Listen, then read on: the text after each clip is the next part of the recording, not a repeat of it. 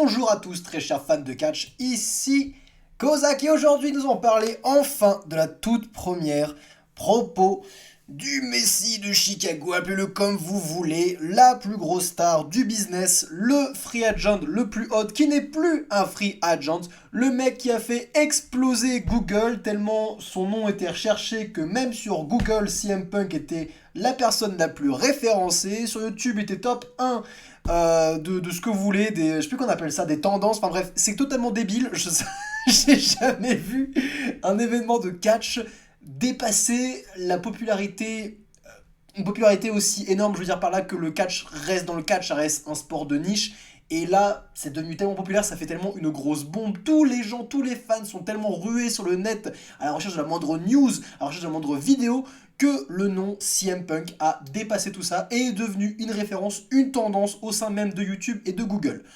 C'est complètement abusé. Oui, on parle de lui, on parle du Punk de Chicago, la personne qui a fait grimper cette chaîne. À chaque fois que je fais une vidéo sur lui, les chiffres montent et encore une fois, ce n'est pas pour rien, je ne suis pas le seul en ce cas-là. C'est le cas de tous les influenceurs, de tous les critiques, de tous les journalistes qui parlent de lui. Il crée ainsi le clic parce que ce mec, que vous l'aimez, que vous le détestez, fait parler de lui. Et c'est pour ça que Triple H a signé CM Punk et encore une fois que Tony Khan a fait un très mauvais move en le virant. On va pas reparler de ça pour l'instant, on est ici pour se concentrer sur la promo du Punk de Chicago, la toute première promo, son tout premier segment à la WWE à Raw depuis maintenant 10 ans. Une promo pour remettre les cartes sur table, rétablir les faits, recontextualiser son personnage qui est CM Punk, le bonhomme à 5 minutes, un micro en main, pour se présenter, pour se mettre over, pour parler de la suite, qu'est-ce qu'on va avoir avec lui. C'était une promo extrêmement attendue et j'ai l'impression qu'elle a divisé les fans de catch qui attendaient peut-être plus, mais pour ma part, ayant suivi l'AEW, les types de promos que CM Punk avait fait, on est face exactement au même modèle.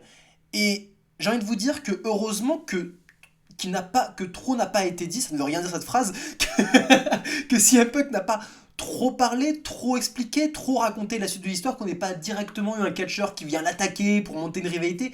Non, on représente un personnage. On est sur la scène d'introduction ici. Faut bien comprendre que ça. Cette scène sert juste à recontextualiser CM Punk, à le représenter auprès des fans qui l'ont peut-être oublié, qui l'aimaient peut-être juste un petit peu de loin il y a des ans, ou même ceux qui ne le connaissent pas du tout. Il faut savoir qu'il y a des fans de catch qui ont découvert le catch après 2014 et qui ne connaissent pas la l'AEW, eux ils ne connaissent pas CM Punk. Et il faut une promo courte et simple de 6 minutes pour réexpliquer ce bordel. Et le mec est un maître en la matière. La promo c'est l'arme fatale du Punk de Chicago, c'est ce sur quoi il a bâti sa réputation. Et il va ici encore démontrer pourquoi il va pas être, comment dire, explosif, il va pas être dans tous les sens. On n'est pas sur la promo qu'il avait fait lors de son programme face à John Moxley où il disait que We are Chicago et qu'il allait se battre contre John Moxley grave avec tout Chicago côté lui. Non, on n'est pas sur une promo explosive comme ça, on n'est pas sur un point climatique, ce n'est que le début. Mais on va parler de cette promo point par point, machin par machin. En commençant par la base, CM Punk commence tout simplement par parler du fait que il ne savait pas trop ce qu'il allait ressentir, etc., etc. Il ne savait pas trop comment les fans allaient l'attendre, il ne savait pas trop ce qu'il allait dire. Et la première chose qu'il a envie de dire est quelque chose un peu cheesy. Ce sont des termes un peu cheesy, ça fait un peu enfantin, ça fait un peu facile, ça fait un peu naïf, mais c'est la vérité. Et lui, il s'est toujours basé sur la vérité, c'est la vérité qui mettra toujours en avant. Encore une fois, un point du personnage de CM Punk, c'est quelqu'un qui est fervent de la vérité. Du moins, son personnage, c'est ce qu'il met en avant. Et ici, la vérité, c'est que il est chez lui. I'm home. À la WWE. Et là, directement, la toile s'est retournée. Tous ceux qui ne connaissent pas le personnage ont adoré ou alors qui l'ont juste manqué depuis 10 ans ont acclamé cette déclaration de I'm home, finally I'm home, de limite The Rock has come back. Mais pour les fans plus assidus, les fans de catch tryhard, ceux aussi qui regardent la AEW, qui ont suivi le parcours de CM Punk et qui ont suivi ces 10 années où la foule chantait son nom, la foule à qui il manquait tant, on chantait CM Punk, CM Punk, et lui de l'autre côté, qu'est-ce qu'il faisait? La WWE c'est des connards, j'ai plus envie d'entendre parler de ces fils de pute. Quand il était à la WWE, je suis enfin de retour dans le monde professionnel du catch.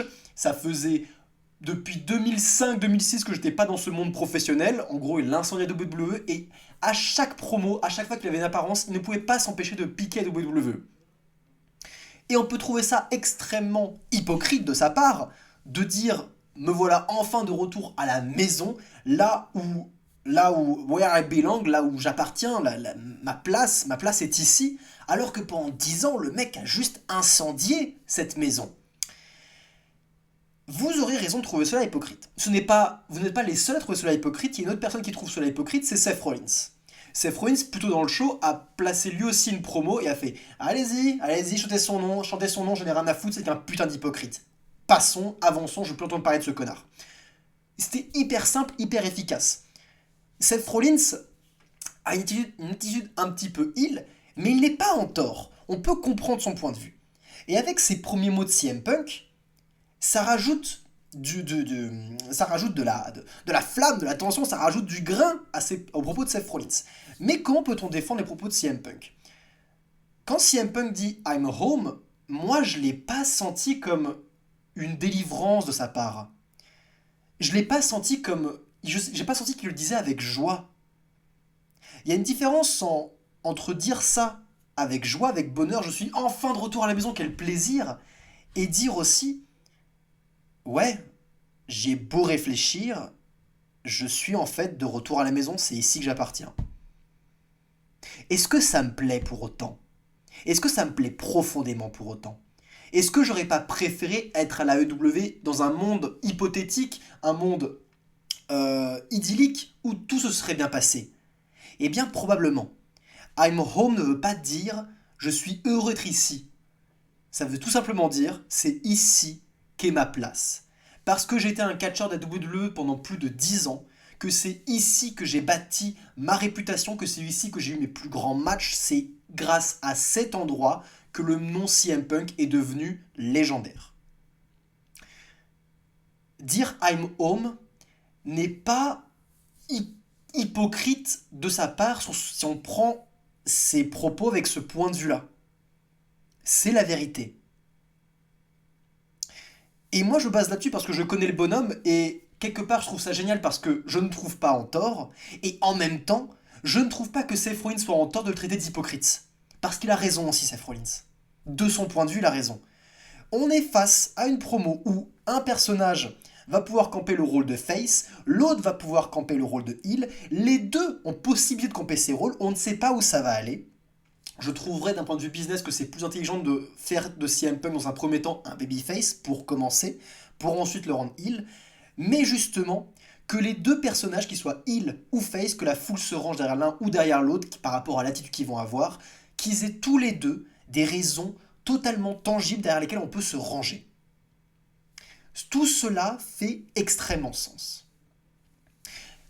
Ça, c'était le point principal. C'est le point qui a fait le plus de la promo. Ensuite de ça, il va faire une masterclass comme d'habitude. Il va mettre over la foule. Il va faire mais vous, je suis revenu pour vous. Vous qui chantez mon nom depuis tellement d'années. Vous qui m'avez réclamé, qui avez chanté ce nom en levant le micro. Et la foule à l'unisson qui chante CM Punk, CM Punk, c'est ouf. Le mec est vraiment au centre du monde. C'est exceptionnel.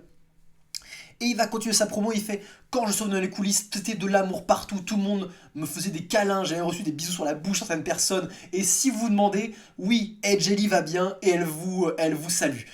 Encore une fois, un super geste de B-Face, la foule a popé pour Edge Ellie. Et ensuite, il a parlé de Seth Rollins, il a lancé le début des tensions, il a lancé le programme, il a lancé les petites bribes de ce qui va être la rivalité la plus importante de la WWE depuis un paquet de temps. Mais il y a bien quelques personnes qui ne m'aiment pas. Et s'ils ne m'aiment pas, je pense que c'est parce qu'ils ont peur. Ils ont peur parce que le best in the world is back. Le meilleur du monde est de retour. Et son nom est CM Punk, hurlé par la foule. Pipe bomb, drop mic, cult of personality, banger. Encore une fois, une masterclass. 6 minutes pour présenter ce catcheur, la nouvelle star du show, la nouvelle personne qui va être au centre de toute l'attention, 6 petites minutes pour présenter son personnage. C'était parfait. C'était de la même qualité que les premières promos de Cody Rhodes, où il présentait son parcours avec je veux terminer l'histoire, mon but c'est le championnat WWE, mon père l'a eu, etc., etc.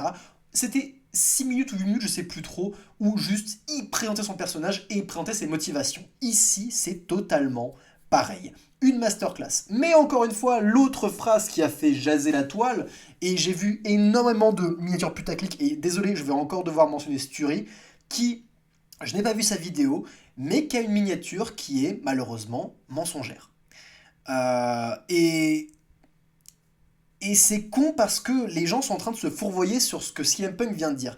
C'est, ça peut ressembler à ce qu'il disait, mais il y a une petite nuance. Je vais détailler mes propos.